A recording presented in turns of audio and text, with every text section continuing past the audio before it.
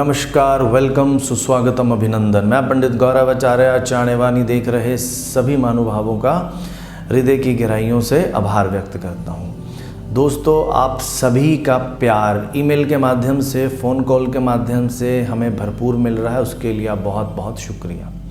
तो हर रोज़ ज्योतिष संबंधित नए नए विषय रिसर्च करके आपके सम्मुख लेकर आते हैं। तो आज का जो विषय है वो है सूर्य भगवान को अर्घ देते समय किन खास चीज़ों का ध्यान रखना चाहिए। ज्योतिष के ग्रंथों में, ज्योतिष के कार्यक्रमों में और हमारे जो सनातन धर्म में बहुत पुराने समय से सूर्य भगवान को अर्घ देने की प्रथा चल रही है। इससे लगभग हर धर्म, हर समाज पूर्ण रूप से परिचित है, क्योंकि इस सूर्य को अर्घ देने से बहुत प्रकार के हमें लाभ मिलते हैं। मानसिक रूप से, शारीरिक रूप से, मेडिकल रूप से, और कितने ही प्रकार के ना जाने दोष और कितने ही प्रकार के ना जाने कष्ट जो है वो सूर्य को अर्घ मात्र देने से हमारे जीवन में समाप्त होते हैं। तो आज के इस कार्यक्रम में जो हम विशेष बात करेंगे वो करेंगे सूर्य को अर्घ देते समय पूर्ण रूप से हमें लाभ मिले उसके लिए किन किन बातों का ध्यान रखना चाहिए। क्योंकि बहुत सारे ऐसे लोग जो उपाय करते हैं जिसमें सूर्य को अर्घ देने के बाद वो लोग कहते हैं सूर्य को जल तो दे रहे हैं लेकिन हमें लाभ नहीं मिल रहा। तो आज विशेष रूप से जो आपसे बात करेंगे वो सूर्य देव पर बात करेंगे। तो सूर्य देव पंचदेवों में प्रथम श्रेणी में आते हैं। ग्रहों की बात करें तो नवग्रहों में जो सूर्य देव हैं वो प्रथम है। कलयुग की बात करें तो कलयुग में एकमात्र देवता जो हमें दिखाई देते हैं वो है भगवान सूर्य। तो सूर्य को तारों का जनक भी कहा जाता है। आसमान में जितने तारे हैं उन सभी तारों में सबसे जो बड़ा तारा है, अगर हम साइंस की, विज्ञान की बात करें तो वो सूर्य देव है। सूर्य देव के प्रकाश में ना जाने कितने ही रोगों से लड़ने की, कितने ही दोषों को मुक्त करने की ताकत होती है। सूर्य देव, विज्ञान की बात करें तो सूर्य देव जो है वो 365 दिन में, एक साल में पृथ्वी के गिर्द अपना जो सूर्य है 12 राशियों का जो चक्र है वो चक्र पूरा करते हैं एक साल में। हर राशि में भ्रमण करते हुए एक माह तक रहते हैं। उस जो भ्रमण की चाल जब परिवर्तित होती है तो हम उसको संक्रांति कहते हैं। और ज्योतिष में सूर्य देव कभी वक्री चाल नहीं चलते, कभी उल्टी चाल नहीं चलते, हमेशा मार्गी और सीधी चाल ही चलते हैं। सूर्य की रोशनी केवल प्रकाश ही नहीं है बल्कि ये देवताओं की श्रेणी में आती है, क्योंकि सूर्य का जो प्रकाश है, सूर्य की जो ऊर्जा है, इस संपूर्ण सृष्टि का फलने फूलने का आधार है। यदि पेड़ पौधों को सूर्य की रोशनी ना मिले तो पेड़ पौधे जो हैं वो जड़ से ख़त्म हो जाएंगे। यदि पशु पक्षियों को सूर्य की रोशनी, सूर्य का प्रकाश ना मिले तो उनमें उठने की, भागने दौड़ने की क्षमता खत्म हो जाएगी। यदि इंसान की बात करें तो इंसान में जो एनर्जी है बोलने की, सोचने समझने की जो ताकत है वो सूर्य देव की रोशनी से मिलती है। मेडिकल साइंस की बात करें तो विटामिन डी की कमी होने से हमारे शरीर में हड्डियों में दर्दों का जो कारक बनता है वो विटामिन डी, उससे सूर्य की रोशनी से हमें विटामिन डी मिलता है। तो इस सूर्य देव से और हमें क्या क्या मिलता है? सूर्य देव की रोशनी से कई प्रकार के रोगों से लड़ने की ताकत मिलती है। वेदों शास्त्रों में, योग शास्त्र में सूर्य नमस्कार से हमारे जीवन में नव ऊर्जा का संचार होता है। हमारे जीवन में कई प्रकार के रोग, कई प्रकार की बुरी शक्तियों से लड़ने में हमें सहायता मिलती है। सूर्य नमस्कार के जो चिकित्सीय लाभ हैं, जो इसके मेडिकल बेनिफिट्स हैं, वो आज डॉक्टर भी मानते हैं, आज देश विदेश के बड़े बड़े साइंटिस्ट भी मानते हैं। कि सूर्य नमस्कार से जीवन में, शरीर में, मानसिक रूप से और शारीरिक रूप से किस प्रकार एक बल मिलता है। सूर्य की बात करें तो सूर्य में किसी भी प्रकार की नकारात्मक ऊर्जा, नकारात्मक शक्तियों को समाप्त करने की ताकत होती है। तो सूर्य के जल में इतनी ताकत है कि वो बड़ी से बड़ी बीमारियों को समाप्त कर सके, बशर्ते सही विधि से, सही तरीके से हम सूर्य देव को अर्घ दें। क्योंकि बहुत सारे ज्योतिषीय उपायों में अक्सर लोगों को सूर्य देव को जल चढ़ाने की जो सलाह है या जल चढ़ाने का जो उपाय है वो दिया जाता है। सो सूर्य देव को अर्घ देते समय किन किन बातों का विशेष ध्यान रखना चाहिए वो हम आज आपको बताएंगे, ताकि आप जो सूर्य को अर्घ देते हैं उसको सही प्रकार से आपको उसके बेनिफिट मिल जाए। और यदि सूर्य को अर्घ देते समय किसी प्रकार की आप गलती कर रहे हैं तो उस गलती का भी आपको जो है वो पता चल सके। तो नंबर 1, सूर्य को जब भी जल अर्पित करें, सूर्य देव को जब भी अर्घ चढ़ाएं तो वो केवल जल से ना चढ़ाएं, उसमें किसी प्रकार का कोई फूल, किसी प्रकार के पत्ते, थोड़ा सा गुड़, थोड़े से चावल, थोड़ी सी शक्कर, थोड़ा सा शहद, जो भी आपके ग्रहों के अनुकूल हो, जो भी आप चढ़ाना चाहें, तो वो सूर्य देव को अर्घ चढ़ाते समय उसमें ज़रूर डालें। नाम मात्र ही डालें।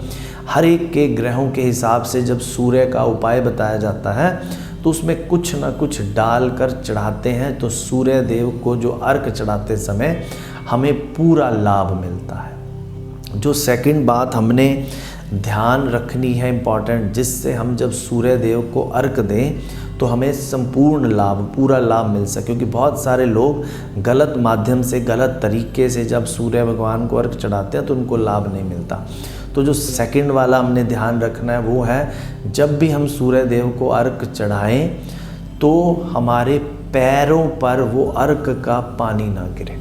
यानी कि जब भी आप सूर्य देव को अर्घ दें तो जहाँ पर पानी की धार गिरनी है उस लेवल से ऊंचा खड़े होकर, चाहे वो कोई स्टूल हो, कोई फट्टी हो, किसी प्रकार का कोई ऊंचा सा वो स्थान हो, तो हमेशा सूर्य को जल चढ़ाते समय ज़मीन के लेवल से या पानी की धार जहाँ गिरनी है उस लेवल से ऊंचा खड़े होकर चढ़ाएं, ताकि सूर्य भगवान को जब हम अर्घ दें तो वो जल हमारे पैरों पर ना गिरे। सही विधि, सही लाभ। इसके बाद जो तीसरा इम्पॉर्टेंट हमने ध्यान रखना है सूर्य को अर्घ देते समय, वो जब भी हम जल चढ़ाएं वो सुबह के ब्रह्म मुहूर्त में चढ़ाएं। सुबह सूरज उगने के समय पर ही चढ़ाएं। जितना लेट हम चढ़ाते हैं उतना ही हमें लाभ कम मिलता है। यानी अगर हम सूर्य को जल चढ़ाते समय 10-11 बजे चढ़ा रहे हैं और ऊपर से सर पे धूप चढ़ी हुई है तो हमें उस अर्घ चढ़ाने का फ़ायदा नहीं मिलेगा। तो ब्रह्म मुहूर्त में जिस समय सूर्य भगवान जागे, जिस समय सूर्य की प्रकाश की किरणें इस ज़मीन पर फटे, उस समय हमें जल चढ़ाना चाहिए। तो और यदि सूर्य भगवान को अर्घ चढ़ाते समय इम्पॉर्टेंट बात हम ध्यान रखें वो ये रखें, जब भी सूर्य देव को अर्घ दें तांबे के ही पात्र में सूर्य भगवान को अर्घ दें। और तांबे के पात्र में अर्घ देते समय दोनों हथेलियों के बीच बड़े ही श्रद्धा, बड़े ही विश्वास के साथ पकड़कर जब हम जल अर्पित करते हैं तो वो सीधा जल भगवान सूर्य के किरणों तक पहुंचता है। सूर्य में इतना तेज, इतना ललाट, इतनी ऊर्जा है कि उसको हम चढ़ाते समय जब पानी का धार गिराते हैं तो उस धार से हमारे मन और मस्तिष्क की एकाग्रता बढ़ती है। उस सूर्य के प्रकाश और पानी की जो विद्युत किरणें हैं वो हमारे शरीर में विस्थापित होती हैं। तो कभी भी प्लास्टिक या किसी और पात्र में सूर्य भगवान को अर्घ ना चढ़ाएं, हमेशा तांबे के पात्र में, तांबे के लोटे में ही सूर्य भगवान को अर्घ दें। इसके साथ साथ जो इम्पॉर्टेंट और आपको बात ध्यान में रखनी है, सूर्य देव को अर्घ देते समय जिससे हमें सूर्य अर्घ का पूरा लाभ मिल सके और सूर्य ग्रह से रिलेटेड किसी भी प्रकार की यदि हमारी जन्म कुंडली में दिक्कत है तो उसका हमें लाभ मिल सके। वो जो इम्पोर्टेंट हमने बात करनी है वो है दिशा का ध्यान रखें। जब भी आप सूर्य देव को अर्घ दें तो ज़रूर ध्यान रखें आपका मुख जो है वो पूर्व दिशा की ओर हो। गलत दिशा में जल चढ़ाने से सूर्य भगवान पर अर्घ देने का पूर्ण रूप से हमें लाभ नहीं मिलता है। तो छोटी छोटी बातें जो सूर्य को अर्घ देते समय हमें पूर्ण लाभ मिल सके, सूर्य की कृपा प्राप्त हो, क्योंकि सूर्य एनर्जी है, सूर्य जीवन है, सूर्य प्रकाश है। तो उस प्रकाश की ताकत जो हमारे जीवन में जब एंटर करे तो हमें बहुत सारे शारीरिक, मानसिक और जिस प्रकार सामाजिक दिक्कतें हमारे ऊपर आ रही हैं उससे हमें कष्ट मिल सके। तो सूर्य को अर्घ देते समय किन किन बातों का विशेष ध्यान रखना चाहिए, किन किन बातों से हमें सूर्य अर्घ का पूर्ण रूप से लाभ मिल सके, तो आज इस कार्यक्रम में हमने विस्तार से चर्चा की। यदि आप इस कार्यक्रम संबंधित या किसी भी प्रकार की जिज्ञासा आपके मन में है तो हमें ईमेल के माध्यम से panditgaurav@gmail पर मेल करें। इसके अलावा हमारे इन कार्यक्रमों को यूट्यूब पर देखने के लिए पंडित गौरव आचार्य सर्च करें और फेसबुक पर हमसे जुड़ने के लिए आचार्य एस्ट्रोलॉजर पेज पर जाएं और फॉलो करें, ताकि आपके जीवन में सुख समृद्धि की बढ़ोतरी हो सके। आपको पता है हम हर रोज़ इस कार्यक्रम में एक ईमेल शामिल करते हैं, तो यदि आप भी हमें ईमेल के माध्यम से इस प्रोग्राम में कुछ जानना चाहते हैं तो आप भी हमें ईमेल कर सकते हैं। आज का जो ईमेल हम लेंगे वो है सिमरनजीत सिंह का। इनकी डेट ऑफ बर्थ है 6 जून 1990, शाम के 7:07 लुधियाना का इनका जन्म है। तो सिमरन जी का सवाल है कारोबार से संबंधित परेशानियां और विदेश में सेटिंग के योग है या नहीं है। तो सिमरनजीत जी आपकी जन्म पत्ती वृश्चिक लगन की बन रही है और मंगल आपका पंचम भाव में है।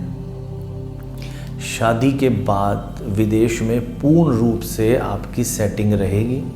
किसी भी प्रकार की शंका विशंका के लिए हमें मिल सकते हैं और आपके कारोबार संबंधित जो है वो भी जनवरी 2022 तक कष्टकारी समय है।